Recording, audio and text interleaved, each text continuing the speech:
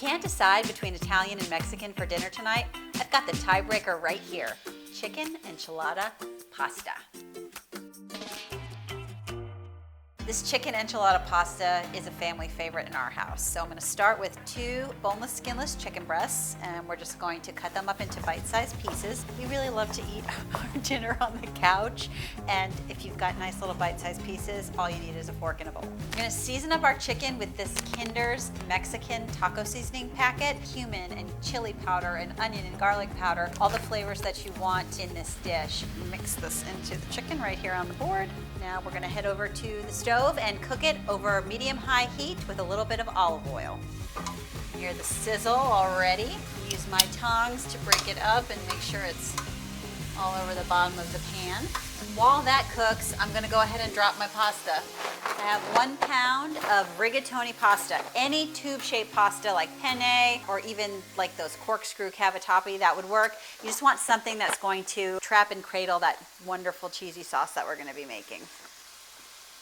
My pasta water is boiling. I'm going to add a little bit of salt in there and drop our pasta. What makes your pasta not stick together is not putting oil in it. Don't do that. Don't put oil in your boiling water. Just stir it. I'm going to cook this pasta for about 13 minutes. You want to make sure you move the chicken around in the pan so you can get it brown on all sides. Our chicken's all nice and browned up, so we're going to remove it from the pan over here into this little bowl. All the juice and everything, get it all in there. Okay, then we're going to go back on the heat, 2 tablespoons of butter right into the hot pan. Let that melt.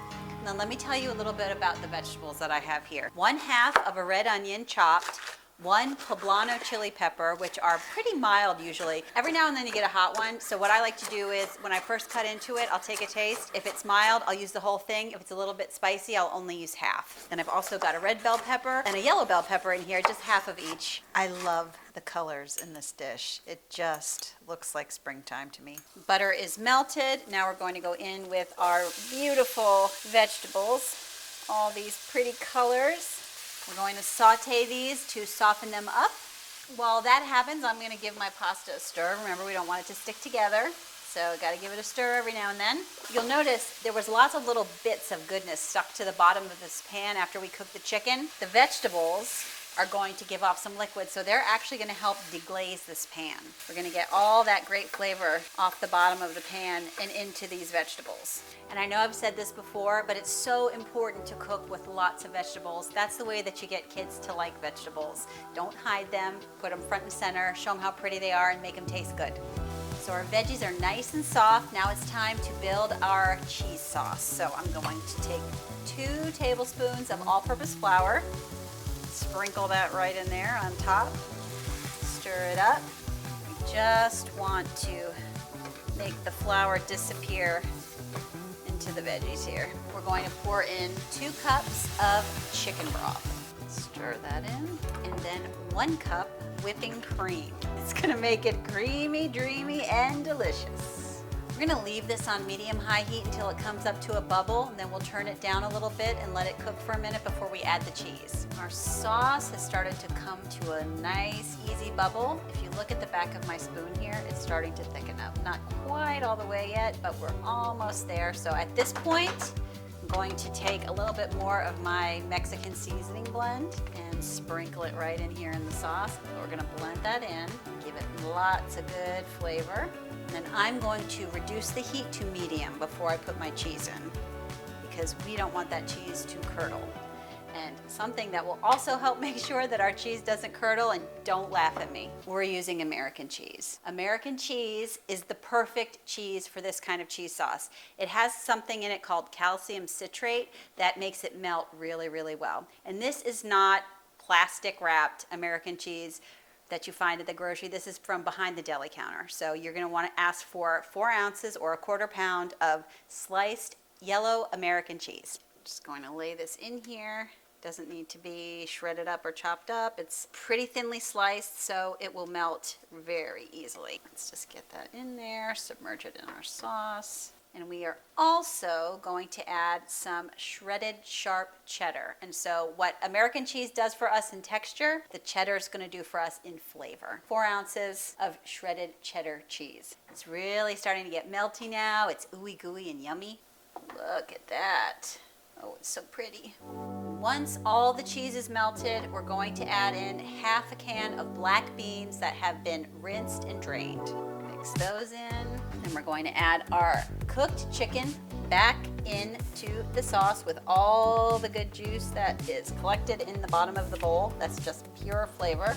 And all we need to do at this point is let that chicken get heated through again. This looks so good. Let's give it a taste and see if we want to add any more seasoning before we toss it with our pasta.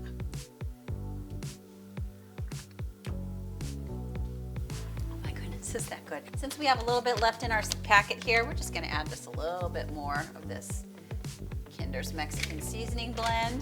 Give it a good stir. And just a little pinch of salt. All together. Now for the fun part, and it's probably going to get a little bit messy, so bear with me, but I'm going to take this whole pound of pasta and try to put it into this pan. So let's turn the heat off. We're going to get this pasta in here. And we do it. We got it all in. We got it all in. Okay. So now this is also going to be quite precarious. I think we're going to try to mix it all together, and you always want to marry your sauce and pasta together. You don't want to just dump the sauce on top of the pasta, because the pasta can absorb all of these delicious flavors and it will just taste so much better if you do it this way. Look how creamy that sauce is. Oh my goodness. And all our pretty colors. You just know this is going to taste good. You can tell just by looking at it. I think that's probably the best that I can do in this size pan. Maybe I need to get a bigger one for next time. Wish me luck. We're going to try to get this over there. It's very heavy and very hot. Oh, hot and heavy.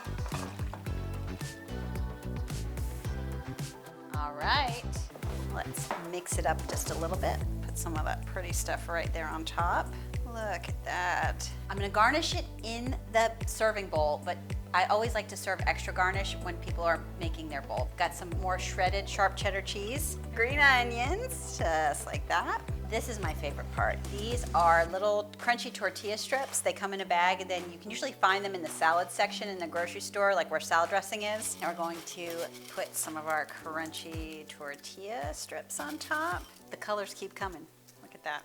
All right, a couple dollops of sour cream, because this is chicken enchilada pasta, so gotta have our sour cream. Just a little dollop of daisy.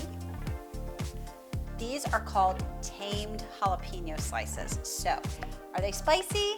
Just a little tiny bit. We're just gonna put a couple on here for decoration. You can always add more to your own bowl. I'm gonna add a lot to my bowl. I love these. Just like sprinkles on an ice cream sundae. As you can see, you can feed an army with this, but right now, I'm the only one who gets to try. So, one little scoop for me. Hot and steamy and delicious. I gotta tell you, the first time I ever tried this was at a restaurant in New Orleans called Semolina's. And Semolina's was an international pasta restaurant. So they didn't just have spaghetti and meatballs. They had pasta jambalaya and Greek pasta and all kinds of fun stuff. But my favorite thing on the menu was this chicken enchilada pasta. And I'm so glad I figured out how to make it, because now Semolina's is closed. I like a little extra cheese on mine, and some crunchies, and some extra sour cream, and my favorite jalapenos right here. Gotta have my extra little spice and little snap from those. Okay, let's try it. You gotta get a bite that has everything in it so that you can taste all the good stuff at once. It's just as good as I remember from Semolina's. Might even be a little bit better. Really deliciously seasoned chicken. The al dente pasta rigatoni is always a winner. Some crunchies from the tortilla strips, a little extra cheese, the smooth creaminess of the sour cream, and then our little crisp, almost spicy jalapenos on top. How could you not want a bite of this? I mean, look at this. For the full recipe, check out the description below. If you like this recipe, please click like and subscribe.